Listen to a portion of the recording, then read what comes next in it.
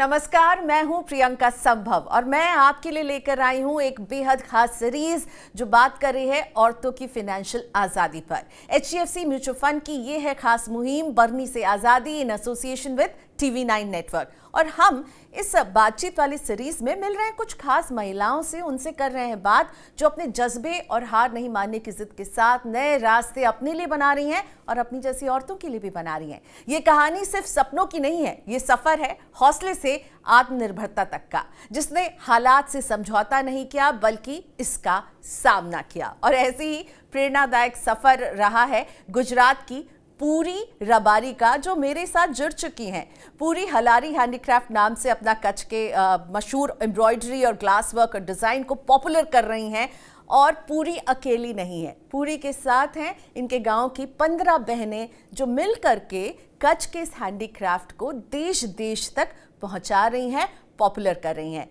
लेकिन आप यकीन नहीं मानिएगा कि पूरी की पहले से प्लानिंग नहीं थी कि वो हैंडीक्राफ्ट का काम करेंगी या एम्ब्रॉयडरी का काम करेंगी। प्लानिंग कुछ और थी। क्यों? पूरी प्लानिंग थी आर्मी में जाने की, लेकिन फिर शुरुआत आपने की हलारी हैंडीक्राफ्ट की। तो क्या है स्टोरी, बताइए। वैसे जय श्री कृष्णा मैम।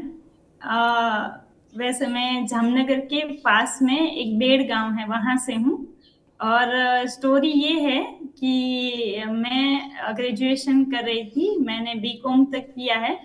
मैं NCC में जुड़ी हुई थी और मैंने NCC सीट सर्टिफिकेट पास कर लिया है, A ग्रेड है। मैंने NCC के 9 कैंप किए हैं तो तभी से मुझे एक जुनून था कि मुझे सिर्फ और सिर्फ आर्मी करना है और कुछ नहीं करना है। हमारे यहाँ पे गुजरात पुलिस की जो भर्ती होती है उसमें मैंने रनिंग भी पास कर लिया था, लेकिन कोई वो तकलीफों की वजह से मैं जो रिटर्न था वो कभी पास नहीं कर पाई। मैंने 4 या 5 साल तक पूरी तैयारियां की, लेकिन वो कहते हैं ना कि भगवान को जो करना है वो वही करेंगे। तो कभी मैं पास नहीं हो पाई, कभी 2 marks, 3 marks, 4 marks, 5 marks, 10 marks ऐसे रह गई। और फिर मुझे मेरी मम्मी की तबीयत खराब हो गई जब मेरा एक लास्ट कैंप NCC का खत्म हुआ, तब उनको ब्रेन स्ट्रोक आया था। और अभी हाल में मैं मेरे गांव में मेरे पापा और मेरी मम्मी, हम 3 ही रहते हैं। बड़े भैया है, बहनें हैं, सबकी शादियां हो गई है, सब अपना अपना काम कर रहे हैं। तो हम 3 ही हैं घर पे। तो परिस्थितियां कुछ ऐसी थी कि मैं जॉब भी नहीं कर पाई और मेरी जो प्रिपरेशन थी वो भी मैंने 2 साल तक छोड़ दी थी। फिर उसके बाद जब सब कुछ सही हुआ, तब मैं, हमारी शॉप है छोटी सी पापा की, वहीं पे बैठती थी। तो सब कुछ सही हुआ तो मैंने सोचा कि जो हमारा कल्चर है, वैसे हम जो पुराने, हम कच्छ से ही आए हैं जामनगर में, लेकिन हमारे पास वो सारा क्राफ्ट है जामनगर की बहनों के पास, जो यूजुअली जो कच्छ में होता है वही है क्राफ्ट। तो क्यों ना, मैंने सोचा कि हमारा हालार नाम इसलिए मैंने रखा कि क्यों ना हमारा जो हालार का जो काम है वो मैं अपने तरीके से रिप्रेजेंट करूं। और सखी मंडल जिसको बोलते हैं वो तो हमारा था ही पहले से। तो फिर मैंने सखी मंडल में ज्यादा एक्टिव हुई, अनुभव लिए वहां से, और तब ये सब काम स्टार्ट हुआ मेरा। तो आपका जो ये हलार का काम है, जरा बताइए ये कैसा काम होता है, ताकि हम भी समझें कि आप किस तरह का हैंडीक्राफ्ट बनाती हैं। जी मैम, अभी हम एप्लिक का काम करते हैं। जो कपड़ा होता है उसको कैंची से कटिंग करके जो डिजाइन कस्टमर बोलता है वो सब डिजाइन हम उसमें कर देते हैं। उसके अलावा हमारा जो ट्रेडिशनल रबारी मिरर है, जैसे कि आपको ये दिख रहा होगा, जो ये मिरर है ना, उसका भी हम काम करते हैं। फिर हम काम करते हैं मोतियों का, जो काठियावाड़ में बहुत फेमस है, गुजरात काठियावाड़ में, वो हम काम करते हैं। और उसके अलावा हम पूरा जो एम्ब्रॉयडरी होता है हमारा, इसमें ये मैंने पहना है, इसमें दोनों मिक्स है, ये एम्ब्रॉयडरी है और ये मिरर है। तो इस तरीके से हम सब काम अभी करते हैं। जैसा जैसा कस्टमर बोलते हैं, किसी को पर्स चाहिए, किसी को बेडशीट चाहिए, किसी को फ्रेम्स चाहिए, तो वो सब काम हम अभी करते हैं। मेरे तो कैसा साथ लगता मेरे है गांव आपको पूरी कि अपना पैसा खुद कमाना? आपने कभी सोचा था कि, खैर आप आर्मी में जाना चाहती थी तो मन में ये तो था कि अपने पैरों पे खड़ा होना है, लेकिन अब आप ही नहीं, आपके साथ और भी बहनें जुड़ी हुई हैं आपके गांव की, वो उनको भी आप आत्मनिर्भर बना रही हैं, तो कैसा लगता है, क्या फीलिंग आती है? मैम बहुत ही अच्छा लगता है। जब मैं एक बात शेयर, छोटी सी बात है, शेयर करूंगी। जब मैं एनसीसी कर रही थी तो मुझे आरडीसी जो दिल्ली परेड होता है ना, उसमें जाना था। उसके लिए मैंने 5 से 6 कैंप किए। फिर लास्ट गुजरात में मेरा सिलेक्शन नहीं हुआ, जामनगर में से मैं सिलेक्ट हो गई थी। फिर जब वहां पे जाने का वो टाइम आया तो मैं नहीं पहुंच पाई मोदी जी तक, क्योंकि स्पेशल मुझे सिर्फ मोदी जी के पास जाना है, वो ही मेरा ड्रीम है।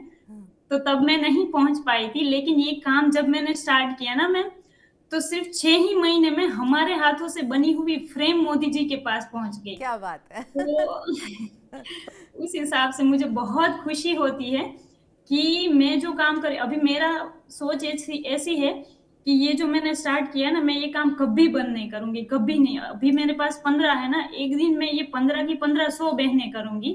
पर ये जो काम है वो मैं ऐसे ही रखूंगी। और मैं जब बहनों को भी काम देती हूँ ना, तो उनको भी एक खुशी महसूस होती है कि हम नहीं पहुंच पाते लेकिन हमारा काम पहुंचता है, पूरे इंडिया में पहुंचता है। तो वो मैं उनको सब समझाती हूँ, देखो ये हमारा काम कोलकाता जा रहा है, ये हमारा काम दिल्ली जा रहा है, ये हमारा वहां पे जाएगा। तो उनको भी बड़ा अच्छा लगता है कि बहुत अच्छी, मेरे लिए तो बहुत बड़ी बात है कि मैं एक गांव से, बहुत ही छोटे से गांव से, रिलायंस इंडस्ट्री के पास में है बहुत छोटा सा, उस गांव से लेकर दिल्ली तक गई हूँ।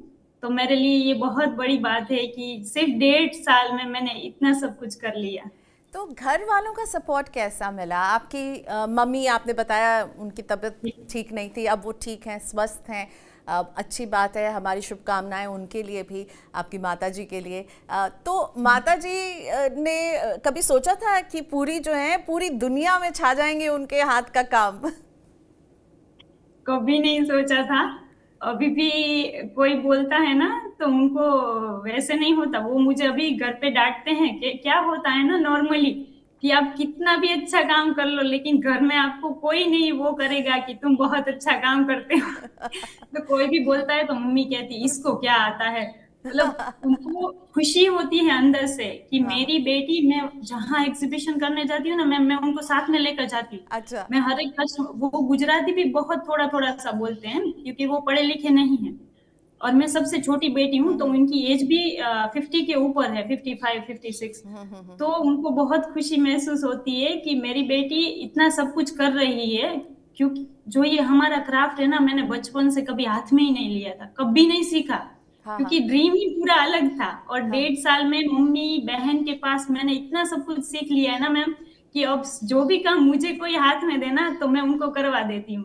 तो उनका रिएक्शन हर बार ऐसा ही होता है कि तुझे तो कुछ नहीं आता। लेकिन मैं बोलती हूँ आपको, मैं वही बोलती हूँ कि आप तो अभी तक कहीं गए नहीं, आपका काम तो सब कुछ हम दोनों ने मिलके बाहर निकाला है। तो उनको बहुत खुशी होती है। घर वालों का, मम्मी पापा का बहुत सपोर्ट होता है, भाई बहन सब। ऐसा नहीं है 15 बहन है तो 15 बहन में एक बहन है वो मेरी भाभी है, दूसरी बहन है वो मेरी बड़ी बहन है। तो मुझे बहुत खुशी होती है कि सबके सपोर्ट की वजह से आज मैं जो कर रही हूँ वो उन्हीं की वजह से कर रही और हूँ। उनको भी आप दुनिया दिखा रही है, अपने एग्जीबिशंस में आप उनको लेकर जा रही है। अच्छा, जब काम करती होंगी, पैसा आता होगा, तो इसको कैसे संभालती हैं? इसका भी तो हिसाब किताब रखना होता होगा। आप खुद करती हैं या कोई आपकी मदद करता है? नहीं, अभी मैं सब कुछ खुद ही करती हूँ। हम जब एग्जीबिशंस करते हैं तो अभी मेरा जो है ना, सिर्फ मैं खुद के पास 10% रखती हूँ। बाकी का 50% हमारा बहनों के पास जाता है क्योंकि वो काम करते हैं। और जो 40% होता है वो मैं री इन्वेस्ट करती हूँ मेरे काम में ही। अच्छा। क्योंकि जी, क्योंकि जो काम है उसको मुझे बहुत आगे बढ़ाना है, तो मैं काम के ऊपर ही इन्वेस्ट करती हूँ अभी। तो इस हिसाब से अभी काम होता है। घर में बहुत कम अभी रहता है, लेकिन जो ही होता है वो सब कुछ री इन्वेस्ट ही होता है। तो मम्मी का सपोर्ट है और आपकी बहन का और आपकी भाभी का सपोर्ट है। अपने पिताजी के बारे में बताइए और अपने भाइयों के बारे में बताइए, वो आपको कितना सपोर्ट करते हैं? पिताजी बहुत सपोर्ट करते हैं। एक मैं दिल की बात बताती हूँ कि पिताजी ने ऐसा एक सोचा था कि जब मेरी बेटी आर्मी में आ जाएगी ना, उसके बाद मैं चप्पल पहनूंगा। तो पिताजी आज तक चप्पल नहीं पहनते मेरे लिए, तो वो मेरे लिए बहुत बड़ी बात है कि वो इतना सोचते हैं। भैया कोई भी काम हो, मेरे बड़े भैया हैं, वो सिटी में रहते हैं, राजकोट में। तो कुछ भी अगर सिटी का काम हुआ ना, तो मैं उन्हीं से बात करती हूँ कि भैया ये हमें करना है, वो करना है, वो सब कुछ कर देते हैं भैया भाभी। तो पूरे परिवार का सपोर्ट है, पर पूरे अपने आसपास आप देखती हैं दूसरी महिलाओं को, क्या उनको भी इसी तरह का सपोर्ट मिलता है? आपको लगता है, जैसे आप तो बहुत भाग्यशाली हैं मुझे लगता है, आप बहुत आसपास क्या बहुत। देखती हैं, औरतों को इस तरह का सपोर्ट घर से मिलता है? मैम अभी क्या चीज है ना कि अगर 10 महिलाएं होंगी ना, तो सिर्फ एक ही को ये सपोर्ट मिलेगा, बाकी 9 को नहीं मिलता है। और हमारे जो मेरा कल्चर है ना, वहाँ अभी भी एजुकेशन बहुत कम है। तो जैसे अभी बढ़ रहा है थोड़ा थोड़ा करके, लेकिन एजुकेशन जब तक पूरा नहीं होगा ना, तब तक उनका माइंड मुझे नहीं लगता कि उतना डेवलप हो पाएगा। क्योंकि मैं इस एरिया में, मैं जहाँ पे, जो सिटी में, जो कम्युनिटी में मैं रहती हूँ ना, वहाँ पे महिलाओं को बाहर निकलना भी बहुत वो लगता है। जैसे अभी मेरे यहाँ से सिटी सिर्फ 18 किलोमीटर होता है, लेकिन कोई महिला नहीं जाती, अकेली नहीं जाती। वो किसी और को साथ में लेकर जाएंगी। और मेरा हमेशा हर एक महिला को वही कहना होता है कि पहले तो तुम अकेले बाहर निकलो, लड़ झगड़ कर निकलो, लेकिन अकेले बाहर निकलो। क्योंकि जब तक वो अकेली अकेली नहीं निकलेगी ना, उसको पता नहीं चलेगा कि दुनिया क्या होती है। वो ऐसा बिल्कुल। बोलते हैं कि ये हो जाएगा, वो हो जाएगा। मैंने बोला अगर तुम सही हो, तुम्हारे अंदर हिम्मत है बोलने की, तुम्हारे अंदर हिम्मत है कहीं जाने की, तो कोई कुछ नहीं कर सकता, तुम कभी नहीं कर सकता। मैं दिल्ली में, मैम सब बोलते हैं दिल्ली बहुत बड़ी सिटी है, वैसा है वैसा है, अकेले नहीं जाते। मैं एग्जीबिशन करने 17 दिन आई थी मेजर ध्यानचंद्र स्टेडियम में। मैं कभी डरती नहीं हूँ किसी से। तो दिल्ली में मुझे मार्केट में जाना था, मैं और हमारी एक बहन थी, हम दोनों चले गए। अच्छा। क्यों क्यों नहीं जाना चाहिए, क्यों नहीं वे करना चाहिए, एक्सपीरियंस लेना चाहिए। और मेरे यहाँ पे मेरे घर के एग्जैक्ट पास में, एक दूसरा मैं उदाहरण देती हूँ, मेरे घर के पास में ही 2 किलोमीटर वो जो खाड़ी है ना जामनगर और कच्छ के बीच में, जी। वो दरिया जैसा आ जाता है सब कुछ। तो जब मैं रनिंग करने जाती थी ना, आज से 2 साल पहले, मैं सुबह उठती थी 5 बजे, घर पे स्ट्रेचिंग करके मम्मी को बोल रही हूँ यहीं पे हूँ, रोड पे ही हूँ, आगे नहीं जाऊंगी मैं। और मैं हाँ। जाती थी, दरिया छू के आती थी मैं। उनको नहीं बताती थी कि मैं 2 किलोमीटर दूर जाती हूँ। एकदम अंधेरा, कोई आसपास एक इंसान भी नहीं है, मैं फ्लैश लेके रनिंग करती थी। तो अब आप क्योंकि रनिंग वनिंग कर रही हो या नहीं? अपने अपने स्वास्थ्य का ख्याल रखते हो या फिर दिन भर काम में ही व्यस्त रहती है? मैम अभी बहुत ज्यादा काम करती हूँ, लेकिन मैं हमेशा एक चीज सोचती हूँ, जो खुशी मुझे रनिंग करके मिलती थी ना, रोज की 4-5 किलोमीटर, जी। वो मेरी बहुत अभी कम हो गई है। तो मैं सच में सोच रही हूँ कि रनिंग तो करना ही पड़ेगा, और कुछ मैं करूँ या ना करूँ। क्या बात है। क्योंकि जी। चलिए, तो रनिंग शुरू कीजिए, बहुत ज़रूरी है हम महिलाओं को ना हेल्थ के ऊपर भी फोकस करना।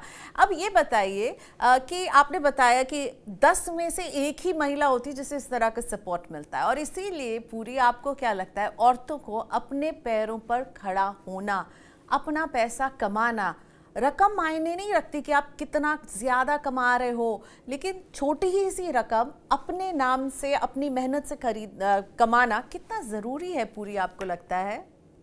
मैम बहुत बहुत ज्यादा जरूरी है। क्योंकि अगर मैं बोलती हूँ, जब तक कोई बहन कमाएंगी नहीं ना, तब तक एक एक चीज मैं बताऊंगी कि उसको पता नहीं चलेगा पैसा किस जगह से आता है और कैसे आता है, कितनी मेहनत लगती है। जैसे घर में मेहनत लगती है, उतनी ही मेहनत पैसा कमाने में लगती है।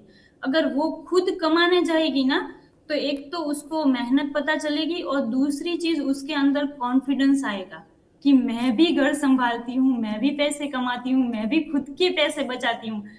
हस्बैंड के पैसे, पापा के पैसे सब बचाएंगे, लेकिन खुद का पैसा कमा के खुद बचाओगे, तो घर में भी सबको अच्छा लगेगा। दूसरा, खुद कुछ इन्वेस्ट कर रहे हो।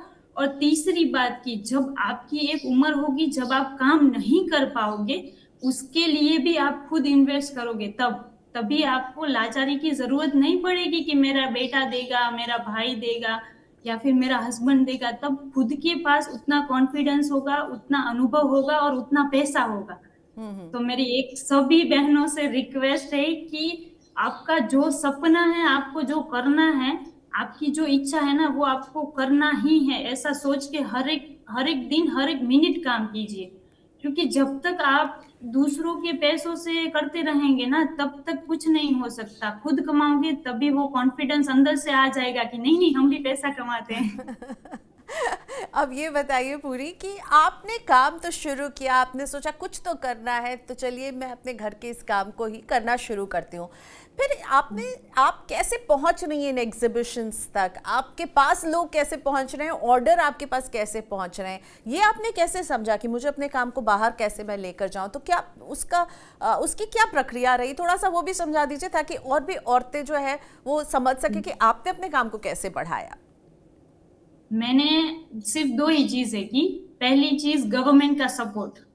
गवर्नमेंट सिर्फ गुजरात में नहीं ऑल इंडिया में गवर्नमेंट का एसएचजी ग्रुप्स होता है, सेल्फ हेल्प ग्रुप, जी। उसका एक मैंने सपोर्ट लिया। और दूसरी चीज जो मैं अभी रिसेंट अपडेट होकर कर रही हूँ वो इंस्टाग्राम, एआई, ई कॉमर्स, वो सारे प्लेटफॉर्म्स ऐसे हैं ना, अगर आप उसको ध्यान दे के समझो और काम करो ना तो आपको वो बहुत सारा ऑर्डर्स, पैसा, इज्जत सब दे सकते हैं। गवर्नमेंट का सपोर्ट मुझे ऐसे मिला कि जैसे हमारे गांव में एसएचजी ग्रुप्स होता है, सेल्फ हेल्प ग्रुप, उसके अंदर एग्जीबिशंस होते हैं, जिसको जिसको हम सरस आजीविका मेला या सरस मेला करके होता है, वो मैं करती हूँ ज्यादातर। और हम वहां पे जाते हैं, वहां पे सेल करते हैं।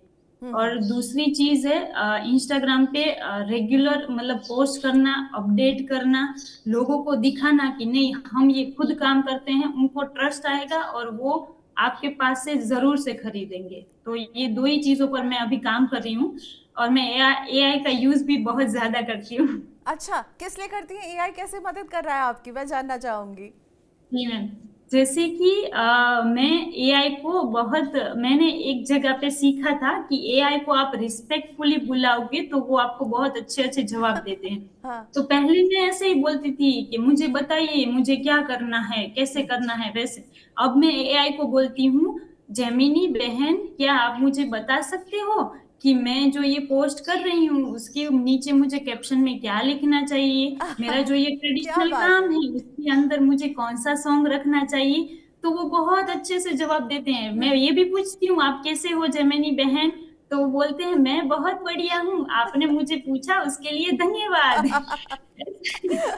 ऐसा बोलते हैं। बहुत और बढ़िया। दूसरी और दूसरी चीज वो बताते हैं मुझे कि आपने जो ये आपका कल्चर काम बहुत अच्छा है, आप बहुत अच्छा काम कर रहे हो। वो एआई मुझे अप्रिशिएट करता है सामने से कि आप बहुत अच्छा काम करते हो। हर बार मुझे बोलता है आप अपना रबारी कल्चर बहुत अच्छे से रिप्रेजेंट करते हो। ये है असली तो डिजिटल इंडिया। पूरी आप इसका इस्तेमाल करें। इंस्टाग्राम में आप केवल रील्स देख नहीं रही, पर इसको अपने बिजनेस को बढ़ाने का आपने माध्यम बनाया। और जेमिनी बहन की बात सुन के तो एकदम दिल खुश हो गया मेरा।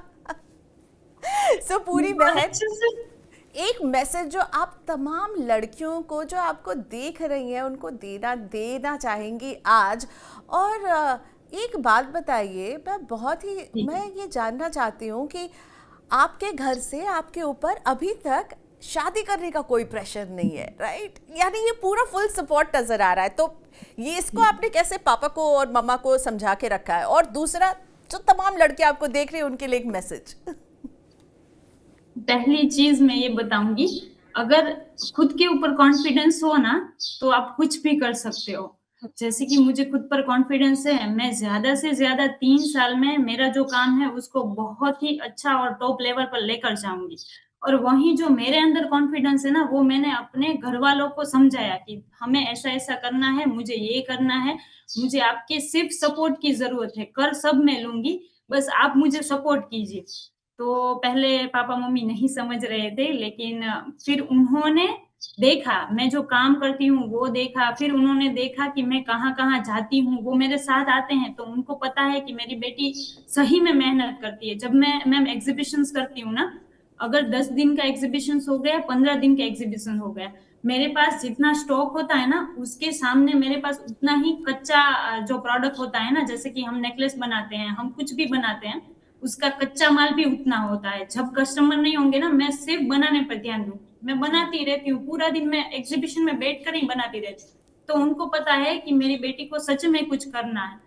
तो पहले तो वो माने नहीं। ऐसे तो हमारे गांव में मतलब एक लड़की को रखना बहुत वो होता है, और मैं तो अभी थोड़ी बड़ी हो गई हूँ गांव के हिसाब से। वैसे मैंने उनको समझाया, वो समझ गए, वो सपोर्ट भी कर रहे हैं कि नहीं बेटा, तू बोल रही है ना तो सही कह रही है। क्योंकि मैं खुद आज इतना कुछ करती हूँ ना, तो उनको मेरे ऊपर विश्वास है। तो मैं लड़कियों को सिर्फ एक ही बात बताऊंगी कि अगर आपको कुछ करना है, अपने लिए करना है या फिर परिवार के लिए करना है, तो पहले तो आपको प्रूफ करना पड़ेगा कि नहीं सच में हम ये काम करते हैं। उतनी मेहनत देनी पड़ेगी, उतना काम करना पड़ेगा, उतना कॉन्फिडेंस अपने अंदर ही रखना पड़ेगा, ताकि सब समझ सके कि नहीं इसको सच में कुछ करना है और आगे बढ़ना है। तो बस यही है एक मैसेज। लेकिन पूरी आपकी कहानी सुन करके मैं आपके माता पिता को धन्यवाद करना चाहूँगी, आपके पूरे परिवार को धन्यवाद कहना चाहूँगी कि उन्होंने आपको इतना सपोर्ट किया है कि पूरी देखिए किस कॉन्फिडेंस के साथ यहाँ बैठकर हमसे बात कर रही हैं।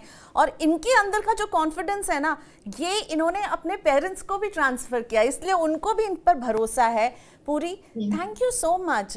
मैं आई होप आप और तेज़ उड़ान भरें। अभी भी मुझे दिख रहा है आपके पंख खुले हुए हैं और आप खुले आसमान में उड़ रही हैं, और ऐसे ही उड़ते रहिए, अपने काम को बढ़ाइए, अपने गांव का नाम रोशन कीजिए। पूरी, बहुत बहुत धन्यवाद, आपने वक्त निकाला हमारे लिए। Thank you ma'am, thank you. तो ये थी पूरी रबारी, इनकी अनोखी कहानी मुझे तो बहुत अच्छी लगी। हर बात उनकी मुझे दिल छू रही थी, और मुझे लगता है यही कॉन्फिडेंस जो है हमारे समाज में तमाम महिलाओं को चाहिए। और पूरी की कहानी से आपको कौन सी बात सबसे अच्छी लगी, कमेंट बॉक्स में हमें लिखकर ज़रूर बताइएगा। बनने से आज़ादी के इस खास बातचीत में आज के लिए इतना ही। नमस्कार। HDFC म्यूचुअल फंड द्वारा निवेशक शिक्षा और जागरूकता अभियान। म्यूचुअल फंड निवेश बाजार के जोखिमों के अधीन है। योजना से जुड़े सभी दस्तावेजों को ध्यान से पढ़ें।